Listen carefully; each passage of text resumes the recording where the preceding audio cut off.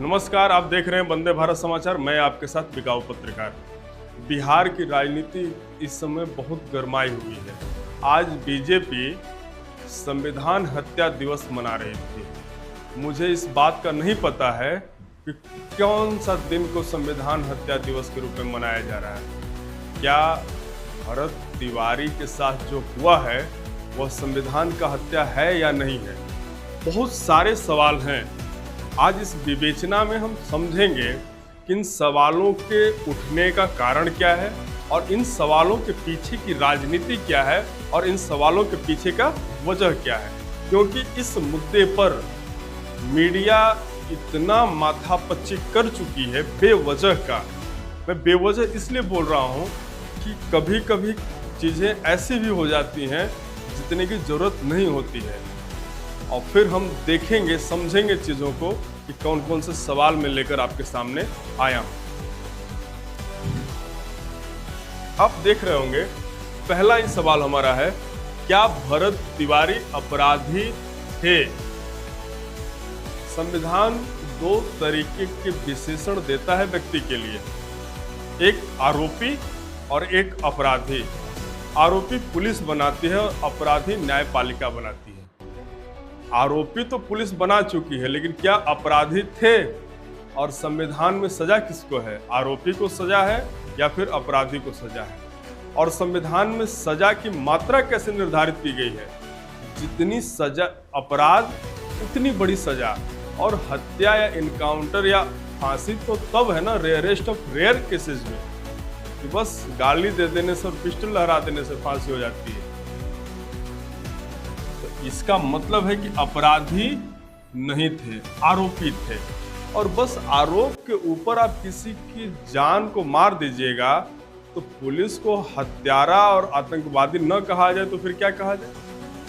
अब दूसरी कड़ी को देखते हैं। आप सीएम चौधरी का बयान सुने होंगे कि एक मानसिक विक्षिप्त लड़का हमारे पुलिस को पिस्टल दिखा रहा था, तो हमारी बात डीजीपी साहब से हुई है और डीजीपी साहब ने उनको बताया है कि लड़का मानसिक रूप से विक्षिप्त है और उसको गिरफ्तार कर लिया गया है। हमको एक बात का जवाब चाहिए कि डीजीपी साहब झूठ बोले हैं सम्राट चौधरी से, या फिर सम्राट चौधरी जी ने बड़बोलेपन के कारण दिखाने के लिए ऐसा बयान दिया, या फिर जो नीचे के अधिकारी हैं एसपी डीएसपी यह डीजीपी को गलत रिपोर्ट दिए हैं। सवाल तो उठेगा। ये जरूरी सवाल है, जेन्युइन सवाल है, जिस पे बात किया जाना चाहिए। हमने लिखा हुआ है इसको कि क्या डीजीपी सीएम को अंधकार में रखे? आप सार्वजनिक मंच से बयान दिए हुए हैं, तो फिर यहाँ पर जब उसको गिरफ्तार किया गया तो हत्या कैसे हुई? और जब हत्या हो गई है, इससे पहले आप कैसे जान गए कि मानसिक रूप से विक्षिप्त था? तमाम सवाल हैं। इन सारे सवालों का जवाब पूरे लोगों को चाहिए। और जिस प्रकार से भरत तिवारी सम्राट के आंख, चौधरी के आंख के अभी किरकिरी बने हुए हैं, अगला सवाल मेरा यही है, अब सरकार के आंख की किरकिरी हो गए हैं। वो व्यक्ति जीते जी जितना फेमस नहीं हुआ, जितना उसको नहीं मिला उसके संघर्ष का, मरने के बाद सूद समेत कई हजार गुना उनको हो गया। हमारी श्रद्धांजलि है ऐसे व्यक्ति को। लेकिन सवाल फिर उठता है कि आपके आधे से अधिक नेता भरत तिवारी के समर्थन में है, या कहें तो सत्य के समर्थन में है। और सत्य, इस बात को मैं इसलिए बोल रहा हूँ कि समर्पण के बाद गोली मारी गई, इसका मतलब पुलिस कहीं गैलेंट्री मेडल के चक्कर में तो नहीं थे कि चलिए मारते हैं और पहुंचते हैं वीरता का पुरस्कार लेने। कहीं इसके पीछे तो ये नहीं था ना। और हो सकता है कि पुलिस या सम्राट चौधरी जी सीएम योगी के भी कतार में शामिल होना चाह रहे हैं। लेकिन बिहार में यह कहाँ चल पाएगा?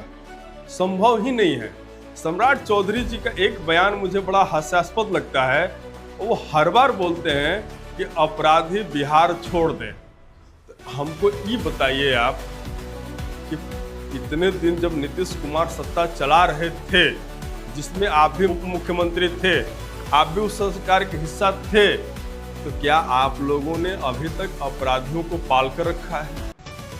पहला सवाल। दूसरा सवाल, आप बोलते हैं कि अपराधी उत्तर प्रदेश चले जाएं, तो सवाल तो ये खड़ा होता है कि क्या योगी और योगी जी की पुलिस इतनी कमजोर है कि आपके अपराधी वहां शरण ले सके। और एक सवाल मैं जनता से पूछता हूं कि जनता बताए कि बिहार में उंगली पर गिनकर वर्तमान समय में सक्रिय रूप से कितने बाहुबली रह गए हैं। जो भी है वह या तो कानून के शरण में आ गया है या फिर उसकी कोई हस्ती नहीं है, उसके ऊपर मीम्स बनते हैं, उसके ऊपर मजाक बनता है, उसके वीडियोज को लोग देखकर हंसते हैं। अब कहां रह गया है बाहुबली? अब तो पुलिस खुद बाहुबली हो गई है। अगर आप थोड़ा चिल्लाएंगे, थोड़ा आप सरकार से सवाल करेंगे, ठोक देंगे कट्टा कपार में, आइए ना हमारा बिहार में, गाना ही गा देगा सब। अगले सवाल के ऊपर चलते हैं हम। बिहार के मूल मुद्दे और मीडिया और जवनिया गांव।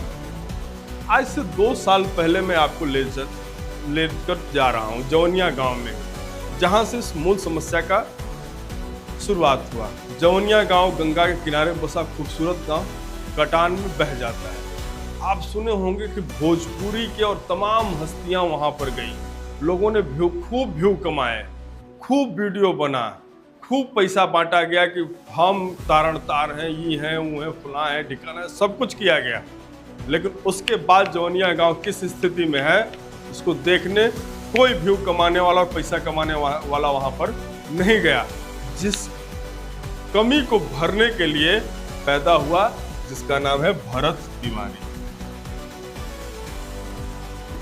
निर्वात होगा तो वहां कोई ना कोई तो पैदा होगा।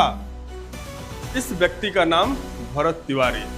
अगर इस शब्द को हम मिटा भी दें, हो सकता है कि यहां भरत सिंह हो जाता। अगर इस शब्द को हम मिटा दें तो हो सकता है यहां भरत यादव हो जाता। इस शब्द को हम मिटा दें तो हो सकता है भरत कुशवाहा हो जाता।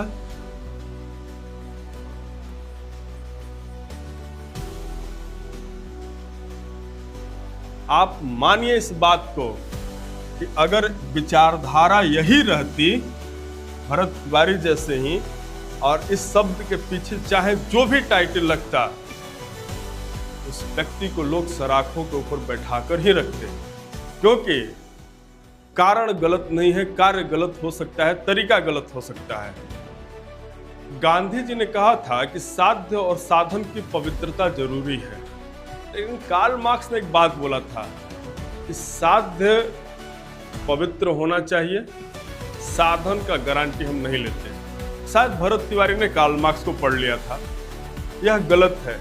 आप पिस्तौल लेकर, आप असलहा लेकर सरकार को झुका नहीं सकते, और ये ठीक भी नहीं है। लेकिन हताश व्यक्ति कुछ भी कर सकता है, मरता क्या न कर। मीडिया ने भी व्यू कमाया, यहाँ पर लोगों ने भी व्यू कमाया, लेकिन जवनिया गांव की मूल जो आवश्यकताएं थी वह धरी की धरी रह गई। कोई इसका जड़ और फैसला नहीं निकला, जिसका रिजल्ट भरत तिवारी। अगला सवाल, क्या भरत तिवारी को मारा जाना जरूरी था? सवाल ये बड़ी जायज है और इस सवाल को हम आपके हिस्से में छोड़ देते हैं। नमस्कार, आप देख रहे थे बंदेश भारत समाचार। मैं आपके साथ दिखाऊँ।